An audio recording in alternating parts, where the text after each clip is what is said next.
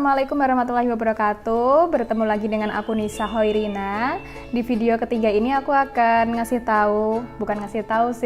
akan sharing tentang apa sih yang kita pelajari selama menjadi mahasiswa pendidikan teknik busana. Karena selama yang kita ketahui pendidikan teknik busana atau tata busana adanya kursus. Jarang orang yang tahu kalau ada kuliah jurusannya tata busana. Nah, sebelumnya aku juga mau mengucapkan terima kasih kepada teman-teman yang udah support aku, udah nonton video aku di video aku sebelumnya dan udah ngasih saran, masukan, serta ngasih solusi. Ada yang ngasih saran kalau aku jangan terlalu tegang. Ya sih, emang aku akui di video sebelumnya aku tegang banget karena itu merupakan video kedua aku dan itu awal-awal atau pertama kali aku terjun ke YouTube, jadi masih kaku gitu ya. Tolong dimaklumi, tolong dimaafkan.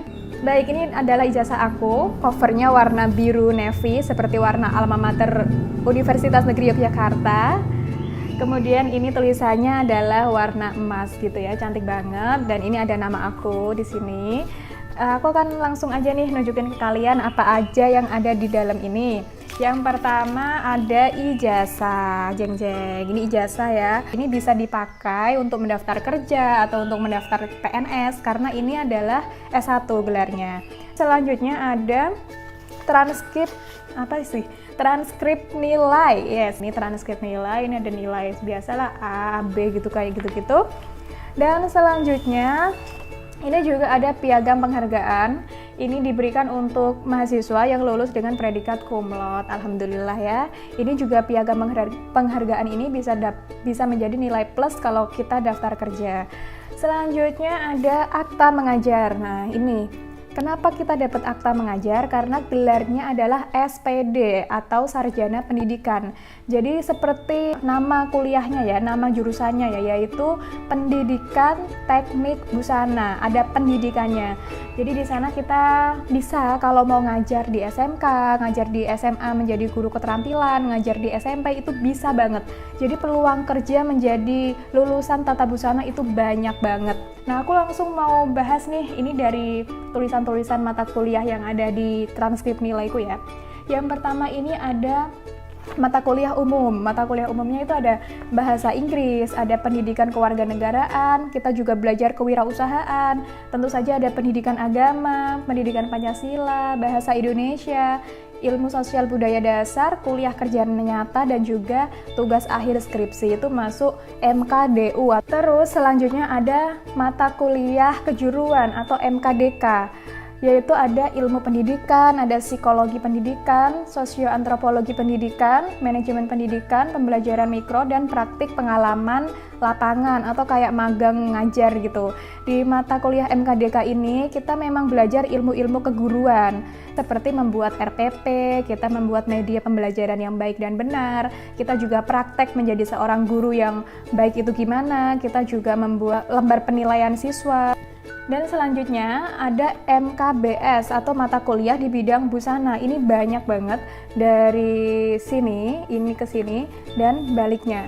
Ini banyak banget, karena memang kita konsentrasinya di tata busana. Yang pertama ini ada teori, yaitu sejarah mode. Jadi kita mempelajari sejarah busana dari zaman dahulu kala sampai tercipta busana yang seperti sekarang ini tuh gimana. Kemudian pengetahuan busana ini juga teori, seperti kalau kita lihat nih ada orang dengan postur tubuh seperti ini, cocoknya pakai baju yang gimana desainnya gitu. Kita juga belajar di situ. Kemudian gambar anatomi. Nah, ini adalah desain sebenarnya, tapi desainnya kita itu pakai rinci karena kita masuknya teknik, jadi ada hitung-hitungannya. Misal jarak antara kepala ke mata itu berapa. Jadi jangan khawatir buat kamu yang nggak bisa gambar, nggak usah khawatir karena di dalam gambar anatomi ini adalah kayak teknik gitu. Jadi semua orang pasti bisa menggambar atau pasti semua orang bisa desain. Begitu. Kemudian konstruksi pola busana. Ini juga kita membuat pola dengan cara konstruksi atau ada hitung-hitungannya gitu loh. Nanti misal jarak antara bahu ke badan itu berapa gitu. Nanti ada rumusnya sendiri, ada hitung-hitungannya tersendiri dan itu bisa dipelajari.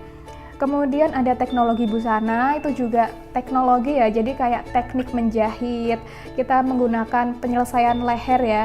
Leher kan ada yang kerahnya segitiga gitu ya, atau kerah kemeja, ada yang kayak kerah Cina atau kerah Shanghai, ada yang kayak kerah kayak anak-anak gitu yang kerah gini, itu namanya kerah rebah, itu ada, dan itu kita pelajari dan kita praktekkan juga.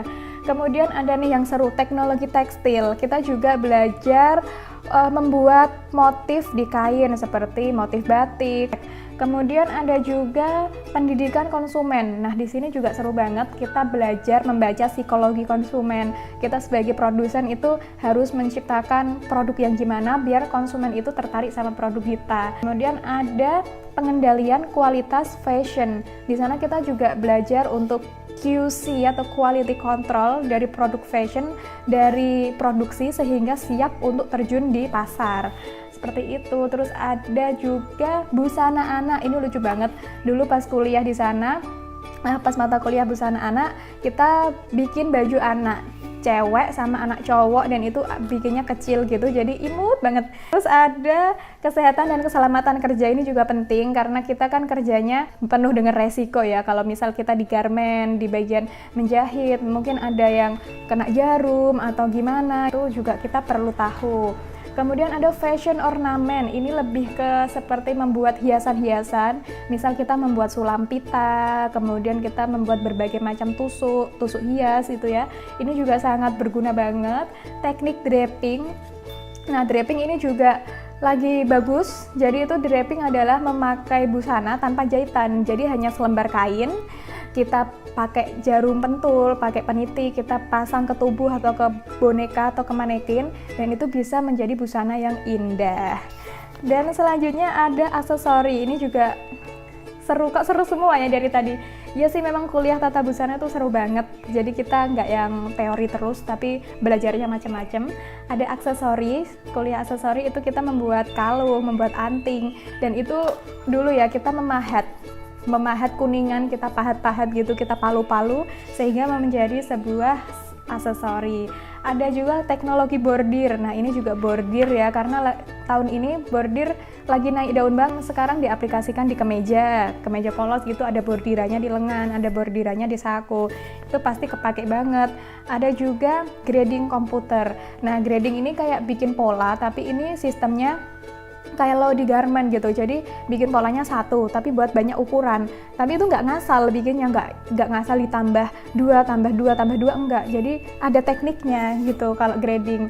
Ada juga pemberdayaan keluarga dan masyarakat, ini juga bagus banget sih kuliahnya. Jadi kita diajarkan, kita sebagai seorang yang punya keterampilan, kita diajarkan untuk membagi ilmu kita ke masyarakat. Jadi dulu ketika kuliah itu tugasnya adalah ke masyarakat, kemudian membuat pelatihan gitu. Dulu aku membuat pelatihan membuat bros, membuat pouch gitu kan. Ada juga komunikasi bisnis, ini juga pasti berguna banget buat teman-teman yang mau terjun ke bidang bisnis ataupun ya kerja gitu ya. Karena ini pasti berguna banget, komunikasi.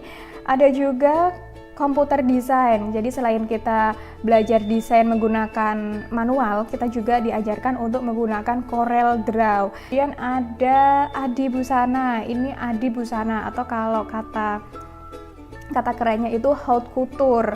Jadi kita membuat baju yang benar-benar menggunakan teknik yang high banget, teknik yang rumit, menggunakan teknik yang detail, dan satu semester itu tugasnya cuma satu. Kita bikin baju gaun, satu gaun, itu dikerjakan satu semester. Ada juga tailoring. Nah, tailoring kita kayak jas gitu kan, kayak teman-teman kalau lihat jas, kemudian baju-baju wanita kantoran yang blazer-blazer. Nah, kita bikin kayak gitu juga dengan teknik tersendiri juga. Kemudian ada produksi konveksi. Nah, kita juga dapat ilmu itu. Jadi misal setelah lulus kita mau terjun fokus ke bidang konveksi, kita juga ada belajarnya di sini bagaimana produksi dalam jumlah massal, bagaimana kita menjahit dalam jumlah massal yang baik. Kemudian ada jurnalistik fashion. Ini juga seru banget. Dari tadi seru terus ya.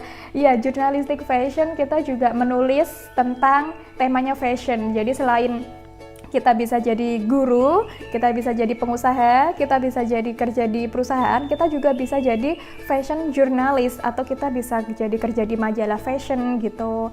Ada juga fotografi fashion, ini juga seru banget.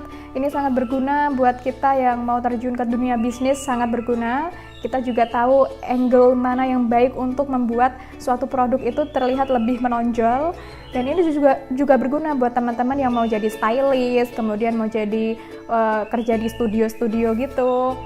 Dan ada juga bisnis fashion, kita ini praktek banget dulu.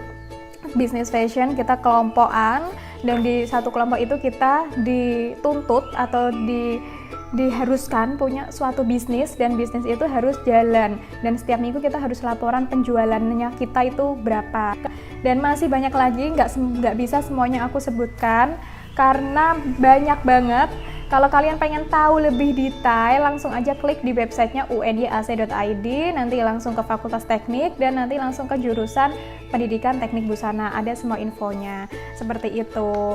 Kemudian untuk peluang lulus dari Tata Busana UNY itu banyak banget, teman-teman gak usah minder yang mau kuliah Tata Busana. Kalau ada tetangga, teman, atau siapapun yang bilang, ih masa kuliah Tata Busana, kenapa gak kursus aja gitu kan, ih jauh-jauh kuliah, ternyata jurusannya cuma jahit, udah biarin aja, gak usah didengerin, tutup telinga. Kalau kamu memang suka, memang passion, memang pengen belajar di bidang tata busana, itu adalah pilihan yang sangat-sangat tepat. Karena di samping kita dibekali dengan materi, teori, kita juga punya skill. Kita bisa menjahit, kita bisa mendesain, kita bisa bordir, bisa membuat hiasan-hiasan, bisa bikin aksesori, bisa jurnalistik, bisa fotografi. Banyak banget kan skill kita. Kita juga bisa menjadi pendidik, bisa menjadi pengajar, kerja di kursusan gitu kan. Dan ini aku membahas nih sedikit tentang peluang lulusan dari Tata Busana. Untuk yang pertama, yang paling kelihatan, bisa jadi pengajar atau menjadi guru, karena jurusan kita adalah Pendidikan Teknik Busana dan kita gelarnya SPD. Kemarin aku lulus ya, aku wisuda. Habis wisuda itu mendapatkan 2 tawaran ngajar. Yang pertama mengajar di seperti lembaga gitu, yang kedua mengajar di sekolah, dan aku tolak karena di situ aku pengen fokus untuk mengembangkan bisnis aku Putik ID. Itu yang pertama, jadi pengajar. Kemudian yang kedua, kalau kalian pengen mandiri dan ada jiwa wirausaha, bisa jadi pengusaha, bisa jadi terjun ke bisnis di bidang fashion tentunya, karena selain kita bisa marketing, kita juga bisa tekniknya. Jadi kita nggak cuma bisa jualan aja, kita tahu seluk-beluk baju yang kita bikin itu gimana, jadi lebih greget kan. Itu yang kedua. Yang ketiga, kita bisa kerja di perusahaan seperti jurnalistik. Kita bisa jadi fashion jurnalis, kita bisa jadi fashion photographer, bisa jadi stylist. Luar biasa banget, kayak di TV-TV gitu kan, pasti kan butuh buat stylistnya gitu kan. Kemudian yang ketiga, bisa jadi PNS, karena kemarin ya kalau teman-teman baca formasi PNS itu ada dibutuhkan jurusan Tata Busana, dan itu peluangnya banyak banget karena teman aku daftar PNS, 1 kali daftar langsung keterima. Luar biasa banget gak sih, dia langsung lulus, langsung daftar PNS, langsung keterima. Kemudian yang kelima ya, yang kelima bisa jadi kita kalau membuka lembaga kursus gitu bisa, karena kita sudah lulusan S1 dari Tata Busana, tentu saja ilmu yang kita dapatkan itu sudah sangat cukup kalau kita mau membuka lembaga kursus itu. Dan masih banyak lagi yang nggak bisa aku sebutin. Itu adalah gambaran singkat tentang jurusan Pendidikan Teknik Busana UNY. Dan kalau kamu ngerasa video ini bermanfaat buat kamu, jangan lupa subscribe, like, dan komen. Oke, sampai ketemu di video selanjutnya. See you. Wassalamualaikum warahmatullahi wabarakatuh.